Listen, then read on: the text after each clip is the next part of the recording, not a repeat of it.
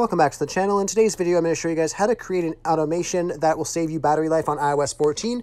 It's actually very useful. Now, all you have to do is go over to your Shortcuts application and open that up. So I'm just going to search for mine right here. Open it up. You're going to want to go to the Automation tab in the bottom here, and then click on the top button, the top plus button in the top right corner. Then click on Create Personal Automation. And now what you guys want to do here is you guys want to find battery level. So if you just scroll all the way down, you will see battery level right here. You can go ahead and click on that.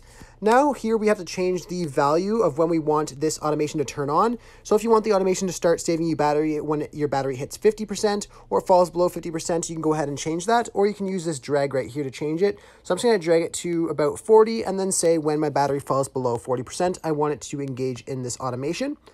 So once you've decided where that is, you can click on Next in the top right corner here. And now we can click on Search for Apps and Actions, and we want to search for Set Low Power Mode just right here. So once you see Set Low Power Mode, you want to go ahead and have that on there.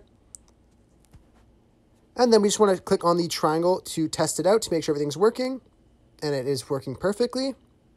As we can see, our battery is now in low power as well if you look in the top right corner. Once that's done there, we can click on Next.